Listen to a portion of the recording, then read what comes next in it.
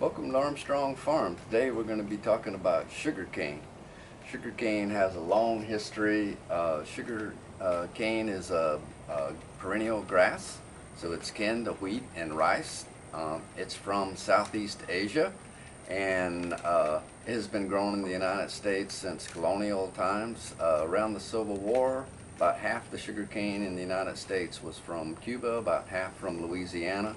Today, it's a $1.3 to $1.6 billion industry for the state of Florida. But for the old homesteaders in Florida, it was an important part of everyday life because this is where you got cane syrup from. And of course, a great snack to eat for kids. We're going to go out to the garden today, and I'm going to show you how to plant some sugarcane, show you how to harvest some sugarcane. Then we're going to show you some video clips from a real homesteader in the area who has been here for several generations, Mr. Geiger, and you should watch his video if you're interested. It's called Cane Syrup from Planting to Boiling, and it's on YouTube for you to watch. Each one of these little cane segments has got an eye, and these eyes will sprout like this right here, and this is what's going to be your next year's crop. So we're going to lay these in the garden this way. This is a red cane, and then the cane we're going to plant today is a really big light green cane. Some canes are made more for syrup, and some canes are made more for sugar production, and some canes are for eating because they have less pulp in them. But we grow several different kinds. The purple is the kind most common here. At our nursery, we sell cane in 1-gallon pots so that people can grow them either as a novelty or as an addition. Now, in our video, we're going to show you how to do it, how the professionals do it, and how the old timers have historically done it. But I've taken cane like this, cut it up into small cubes like this, and boil it in a pan. And I've gotten the sugars out of it that way, and kept boiling it and kept boiling it all day long, and you end up with a cane syrup that you can use as well. You can also run it through an extractor. You can buy a hand extractor. It's kind of like a boat winch looking thing, and you can use it fresh in drinks that way. It's great to use that way. But the cane syrup that you see in the grocery store and that we made at the old-fashioned cane grinding is a real dark cane, and I'll show you that in just a minute. So this is the old-fashioned cane syrup that we made at the cane grinding, and on a good buttery biscuit or on some fresh stack of pancakes, there's no equivalent to good old fresh cane syrup.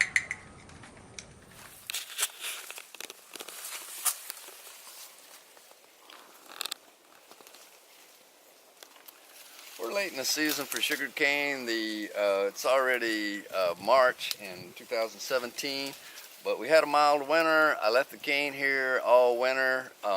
It got a little frost damage, but it's in good shape. We're going to a cane grinding here in a few weeks, and I want to take you guys with me and see how the old timers did it. Cane was an extremely important sugar crop in the early pioneer times, and it's still a great crop to have. It's a great sustainable food. It makes a wonderful syrup, and we are going to cut down a piece of this cane.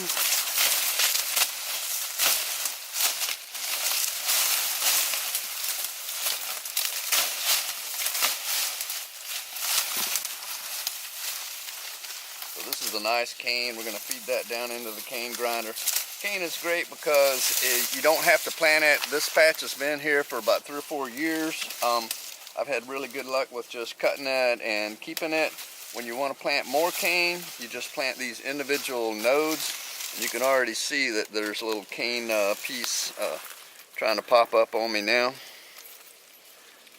Also, cane is a great thing to chew on as kids, and you can squeeze it through a hand crank cane grinder, and get fresh cane juice, and that's a great organic sweetener.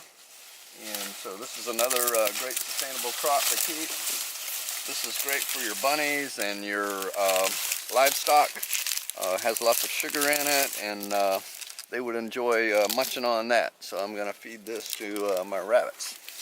This is the cane we're going to plant today. This is a new variety of cane for me. I got this from my friend Charles at Alvarez Farm.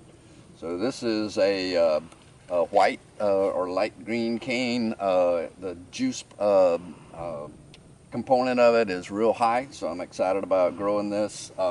The canes were huge, and so this is going to be a nice. I'm going to plant it away from the cane that we cut earlier. If you remember, a month or so ago, we cut cane from this little patch that is on the west side of my garden. It's on the lower end of the garden, so that as any excess water drains out of the garden, the cane can use that water, and so it's a great place.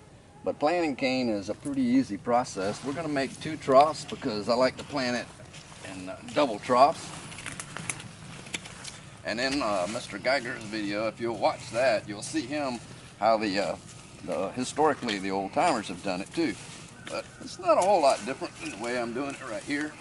When I was growing up, Mr. Allison, a neighbor of mine, would grow cane every year. And I remember seeing him do this as well and helping him do it. So we're going to take our eyes and we're going to lay them in this furrow that we've just made. Sometimes you would double them up like this. We're just going to put them in a row like this. You see this fresh, dark dirt. This is perfect for growing cane. With, of course, a lot of worms in it. So hopefully I haven't waited too long and these eyes haven't dried out too much. These look like I may have lost some of this cane, but we'll see what comes up. Now I'm real excited about growing this variety. We'll see how it does. So we're going to cover these up now.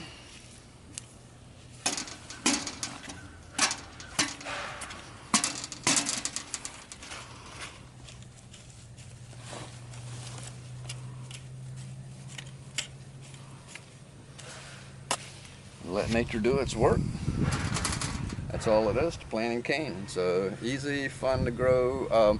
Also, you can use the top of the plant as a fodder crop. Historically, they've used it to weave baskets, and this is a little knee pad that my friend Joel built with one of his classes. Thanks for watching our video.